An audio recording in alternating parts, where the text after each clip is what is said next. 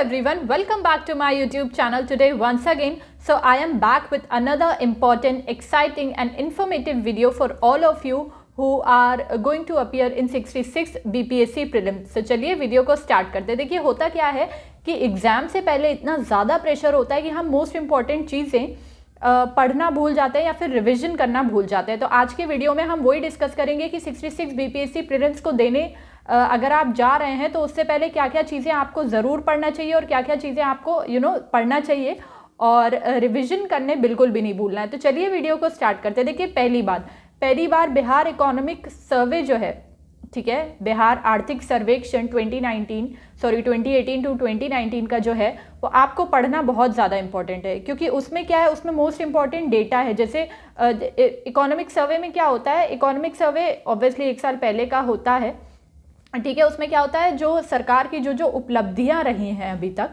उसका उसमें विवरण होता है, डिटेल्स होती है, बहुत ज़्यादा इम्पोर्टेंट डेटा होता है। जैसे बिहार की जीडीपी कितनी रही है करंट प्राइजेस पे, कांस्टेंट प्राइजेस पे। जैसे बिहार की जीडीपी कांस्टेंट प्राइजेस पे 10.53%, करंट प्राइजेस पे 15.01%। और ना सिर्फ परसेंटेज, आपको वो जो नंबर्स होते हैं, जो आंकड़ा होता है, जैसे 557490 आई गेस करंट प्राइजेस पर है जीडीपी, कांस्टेंट प्राइसेस पर क्या नंबर है, वो सब भी आपको इससे मिलता है। इकोनॉमिक सर्वे में जैसे बिहार का फिस्कल डेफिसिट कितना था, 2.68%, जो कि 3% से कम रहना चाहिए। तो इकोनॉमिक सर्वे आपको पढ़ना इसीलिए बहुत ही ज़्यादा महत्वपूर्ण है, ठीक है। दूसरी बात करते हैं बिहार बजट के बारे में। बिहार बजट पढ़ना भी आपको बहुत ही ज़्यादा इंपॉर्टेंट है। वो क्यों इंपॉर्टेंट है, क्योंकि उसमें मतलब ये सब दिया, बजट ऑब्वियसली एक साल मतलब अगले साल के लिए होता है कि इस साल बिहार सरकार ने या किसी भी सरकार ने क्या क्या एस्टिमेट्स रखे हैं कि इतने जगह हम इतना पैसा खर्च करेंगे या जीडीपी का इतना परसेंटेज खर्च करेंगे। तो बिहार बजट को पढ़ना भी बहुत ही ज़्यादा इंपॉर्टेंट है, क्योंकि उसमें दिया गया है कि किस सेक्टर, जैसे हेल्थ सेक्टर, रूरल सेक्टर और एजुकेशन सेक्टर, कितना परसेंटेज दिया जाएगा। सबसे ज़्यादा एजुकेशन सेक्टर में दिया जा रहा है 16.62%, 5 पॉइंट समथिंग हेल्थ सेक्टर के लिए दिया जा रहा है, 2.01% डिज़ास्टर मैनेजमेंट के लिए दिया जा रहा है। इसीलिए आपको बिहार बजट को पढ़ना भी बहुत ही ज़्यादा इंपॉर्टेंट है, ठीक है। तीसरी बात करते हैं कि बिहार में हम सभी को पता है इलेक्शन हुए हैं, तो इलेक्शन से रिलेटेड जो भी इंपॉर्टेंट चीज़ें, जैसे सबसे ज़्यादा सीट्स किसने कौन सी पार्टी ने जीती, और जो डिप्टी सीएम कौन बने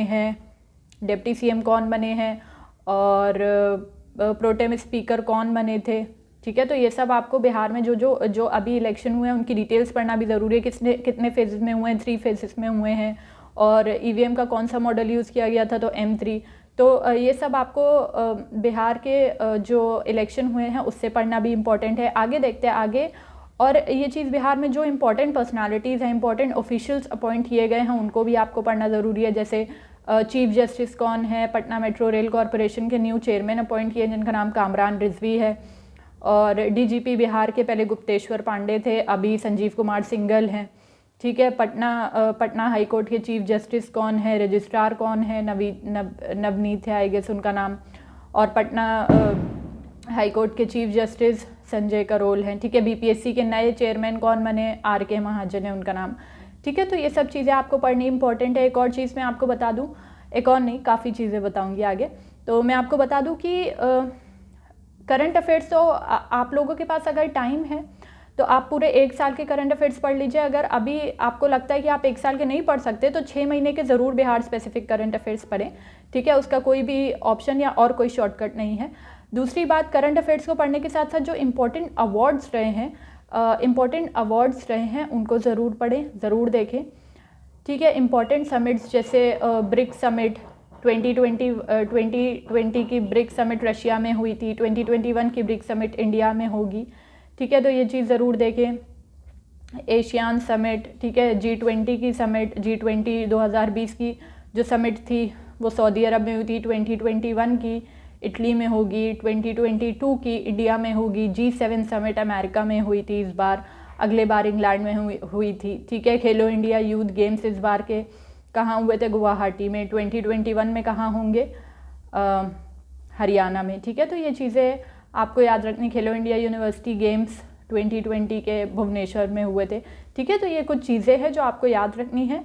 एग्ज़ाम से पहले ज़रूर पढ़ के जानी है। और दूसरी बात कि जो यूपीपीसीएस का अभी पेपर हुआ था, आई गेस 11 अक्टूबर को हुआ था, तो वो पेपर भी आपको ज़रूर से देखना है, क्योंकि कभी कभार ऐसा हो जाता है कि कभी कभार ऐसा होता है कि जो चीज़ें यूपीपीसीएस में पूछी गई हैं वो पूछ ली जाती हैं बीपीएससी में, और जो चीज़ें बीपीएससी में पूछी गई हैं वो यूपीपीसीएस में पूछ ली जाती है, तो आपको वो भी ज़रूर से पढ़ना है।